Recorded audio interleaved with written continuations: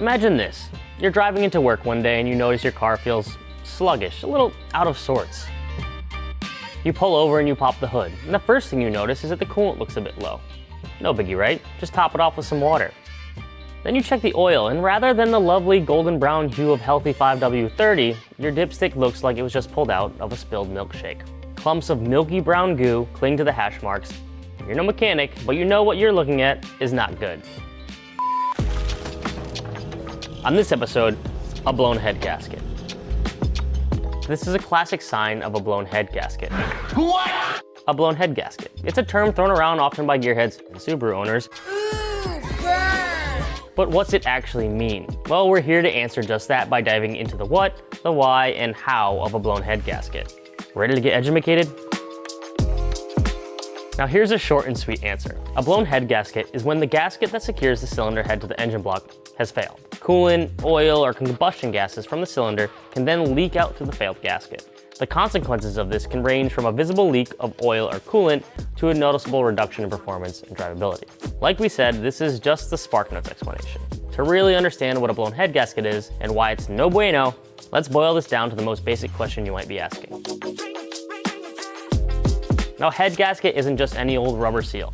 It's a precision-formed gasket designed to provide an airtight seal between the cylinder head and the engine block. If you're wondering what that even means, don't worry, we've got you. Consider the following a crash course in Engine Design 101. A head gasket is a precision-formed seal that has been around since about as long as the automotive gas engine itself. Now, back in the days of Hoover and FDR, many early gaskets were made of copper. After the war, as engine performance continued to improve, composite gaskets were introduced. Now, these were originally made from asbestos. You know, that bad stuff. Graphite then quickly replaced the asbestos in the manufacturing process and is still actually used today. The newest kid on the block is the MLS gasket, which first appeared in the late 1980s. MLS, which stands for multi-layer steel, is made of thin sheets of steel that are weaved together. Strength, durability, and a superior tolerance for any movement of the engine or cylinder heads are its greatest assets. Now, these qualities are critically important because your engine needs the head gasket to help provide an airtight seal between the cylinder head and the engine block. Now, the first thing to know is that engines are not single-piece marbles hewn from iron the way Greek sculptures are chiseled out of marble. Instead, think of an engine as having two distinct sections, known to most people as the bottom end and the top end.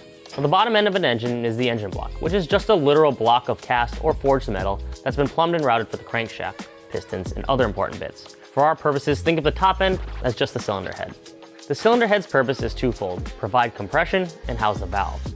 Now, way back in the day, valves could also be located in the engine block, but you can ask your grandpappy about flathead motors. Fill it up with petroleum distillate and re-vulcanize my tires post-haste. The valves are there to let the air-fuel mixture in and exhaust gases out.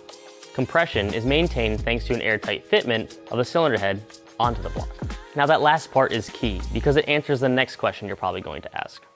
Why do engines even need head gaskets in the first place? To get that airtight seal between the top and bottom end of a motor, you can't just bolt the cylinder head directly onto the engine block and call it a day. Why is that? Because of a little something engineers like to call thermodynamics.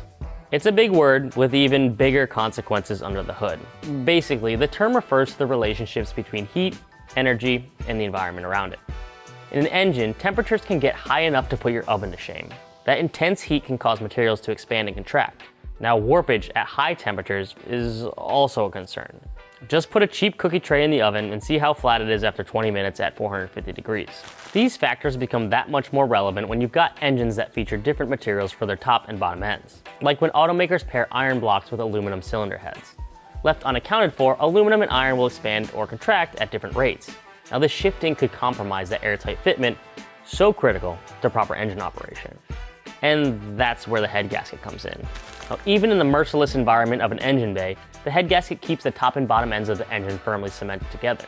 This ensures that oil and coolant can flow happily between the block and head, and that compression holds steady regardless of the thermal forces. Think of the head gasket acting kind of like super glue, and you've got the idea. Now, what happens when that glue fails? Well, things get messy, and that's exactly what happens when your engine suffers a blown head gasket. Which leads us to, what happens when a head gasket fails? Well, when you blow a head gasket, a portion of the gasket itself becomes crushed, blown out, or otherwise damaged. Depending on where exactly the gasket fails, you're looking at oil, coolant, or compression leaks, maybe even a mixture of all three. And here's the classic consequences of a head gasket failure. External coolant or oil leak, internal coolant or oil leak, or an overall loss of compression. Let's discuss compression first. You can think of this failure like a garden hose. A proper hose fitted with a quality nozzle can deliver some impressive water pressure. Now imagine that hose suffers a small puncture, and then what happens? Water being water, it'll escape through the puncture, and thereby reduce the available pressure you have to water your gardenias. Now imagine that your jealous neighbor who hates your lovely gardenias takes a knife to your hose. The next time you turn the faucet on, the water will gush out of the resulting gash, and that nice water pressure you once enjoyed will now just be a trickle. The underlying theory here? You can't build pressure without a proper seal. And never trust your neighbors. It's the same story with losing compression from a blown head gasket. Whether the gasket blows out between two cylinders or between a cylinder and the outside edge of the gasket, air will escape out of the cylinder. That means less pressure, and without pressure, your engine will have a heck of a time trying to turn gasoline into horsepower. Now you'll sense this from behind the wheel when your car feels like it's suffering a perpetual hangover. Let's talk coolant next. Like we mentioned, your head gasket helps circulate coolant from the top end and the bottom end of the engine. Now, this is extremely important because your engine is just a giant heat machine. It generates some seriously high temperatures even just sitting there idling. Coolant acts like an automatic climate control, helping regulate temperatures to keep the engine from overcooking like a Christmas turkey left in the oven too long. When the head gasket fails along a coolant passage, fluid can and will begin to seep out. Now, if you're lucky, it'll be an external leak, and the fluid will come dripping down the side of your block. An internal leak is a bit more serious, as it essentially can cause oil and coolant to mix together, killing the effectiveness of both fluids. Now you'll know if oil and coolant are mixing in your car if you find what looks like a Dairy Queen milkshake under your oil cap or on your dipstick. This is a telltale sign of a blown head gasket, and not proof that your car is developing a sweet tooth. Another possible consequence of a blown head gasket is that oil or coolant leaks into the cylinder. Your exhaust pipe is the best evidence of this. If it's emitting plumes of white smoke, well, coolant is getting squashed by the pistons. If you see blue smoke, then it's likely oil.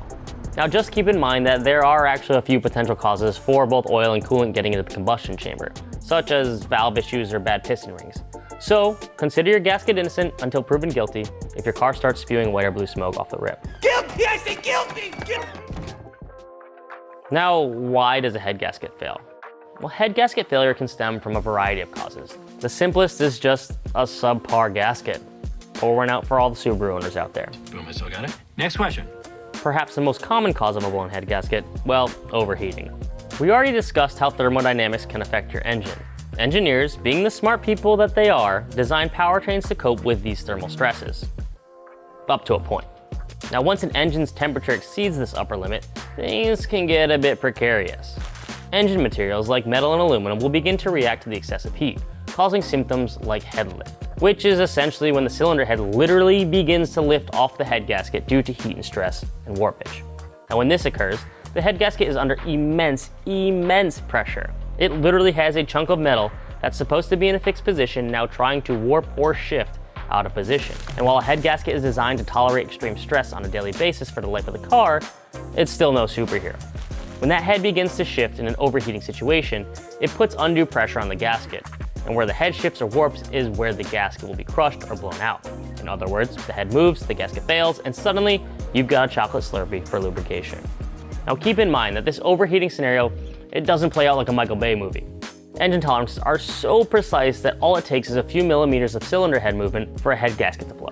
As for the temperature required to trigger overheating in the first place, every engine will be a little bit of a different threshold, but generally, anything over 250 or 260 degrees Fahrenheit puts you at severe risk of blowing a head gasket. Now, rather than worry about the actual temperature, just watch your temperature gauge. If you ever see it start to climb out of its normal operating range, stop the car as soon as you can and let the engine cool. Whatever you do, don't let the temp gauge reach its uppermost reading. You know, the spot marked by that ominous shade of red. That like Kenny Loggins saying, "You're in the danger zone!" And if your engine gets that hot, you're in serious danger of blowing your head gasket. So detonation could be another potential cause of head gasket failure. There's plenty that can be said about detonation, but we'll leave it at this. It's combustion that occurs when it shouldn't. Unlike when fuel is properly ignited by the spark plug, detonation results in an uncontrolled explosion that can cause cylinder pressure to spike dramatically. If detonation is bad enough, the excessive cylinder pressures can actually cause the gasket to fail from the inside out. Alright, let's do a really quick recap. A blown head gasket is when the gasket securing the cylinder head and engine block fails. If it's not detonation or shoddy manufacturing of the gasket itself, overheating is likely the culprit. Now when your engine gets too hot, the cylinder head can warp like that cheap cookie tray we told you about. Just remember, classic symptoms of a failed head gasket include external leaks, reduction in power, loss of coolant, white or blue smoke out of the tailpipe, and that milkshake-like substance on your dipstick and oil cap. Got it? Yeah! Excellent. Now that you know the ins and outs of a blown head gasket, you won't be standing there like Bambi when your buddy or a mechanic tells you the bad news. Instead, you can trust but verify. Look for any other conclusive evidence that the head gasket is indeed the culprit of your car trouble. Remember, knowledge is power, like they say, and when it comes to car repair, that old adage could not be more true. Like what you saw? Well, subscribe to our channel for more automotive content like this, and be sure to check back for our next installment in translating automotive slangs into automotive know-how. Have a car term you want to see defined or explained? Feel free to drop us a line in the comments below. Thanks for watching.